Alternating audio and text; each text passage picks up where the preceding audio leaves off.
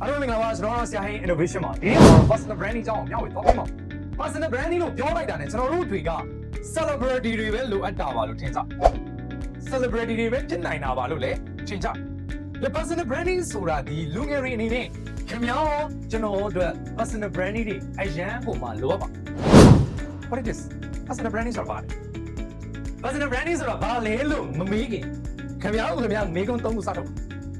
မနေ့ခင်ဗျားကသူလဲဟုတ်ခင်ဗျားသူလဲခင်ဗျားဘာရီကျွမ်းစင်လဲဘာရီလုံနိုင်လဲနံပါတ်3 the list ကခင်ဗျားလူတွေကိုဘာတန်ဖိုးတွေဘာတန်ဖိုးတရားတွေပေးစွမ်းနိုင်ဒီ၃ချက်ကိုပြင်ဆက်စစ်နော်အဖြေထုတ်ပြီးရင်ရေးခဲ့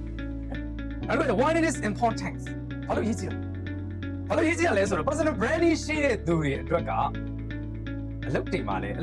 လုပ်ငန်းခွင်တွေမှာကြည့်လိုက် personal branding ရှိတဲ့သူကအဲ့ဒါသူတက်မတက်စတာသူလည်းတက်တာတခုလည်းရှိမှာနော်အဲ့မဲ့သူက branding အပြင် personal branding ရှိတဲ့သူကဘာဖြစ်နေရလဲဆိုတော့အမြဲတမ်းအခွင့်အရေးရတယ်အခွင့်အလမ်းရနေရတယ် personal branding ဒါကြောင့်ရေးကြည့်အခွင့်အလမ်းတွေကိုစီကိုရောက်လာဖို့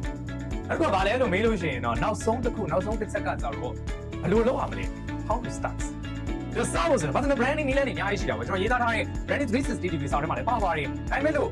ဘယ်လိုစရမလဲလို့မေးလို့ရှိရင်ကျွန်တော်အခြေခံအကြောင်းတစ်ချက်ကတော့မင်းရဲ့ joint မှုတွေကို professional ဆန်မင်းရဲ့ Facebook page တွေ TikTok တွေမှာတင်ပြီးတော့လှုပ်ရှားပါစပြီးတော့ဒီ personal branding တွေအခွင့်အရေးခွင့်လန်းတွေကိုယူဆောင်လာနိုင်ပါတယ်ပြီးတော့အခွင့်အရေးခွင့်လန်းတွေရဖို့ဒါပေမဲ့မင်းရမှာမင်းကဘာတူလဲမင်းဘာတွေ joint လဲမင်းလူတွေကိုဘာတန်မိုးတွေပေးစွမ်းနိုင်လဲနောက်တစ်ခုကကျတော့ဒါဘာလို့အရေးကြီးလဲဆိုလို့ရှိရင်မင်းအလုပ်ရှင်တွေအတွက်လည်းမင်းအခွင့်အရေးခွင့်လန်းတွေရဖို့အရေးကြီးနောက်ဆုံး the last ကဘာလဲဆိုလို့ရှိရင်ဘယ်လိုစရမလဲဆိုတော့ရှင်းတယ်ကိုယ့်ရဲ့ portfolio ကိုအကောင်းဆုံးတည်ဆောက်ကိုယ့်ရဲ့ transfer မှုတွေကိုအကောင်းဆုံးချပြပြီးလို့ရှိရင်ကိုယ့်ရဲ့ personal branding ကို video တွေနဲ့ဒီစာတွေနဲ့မြင့်တင်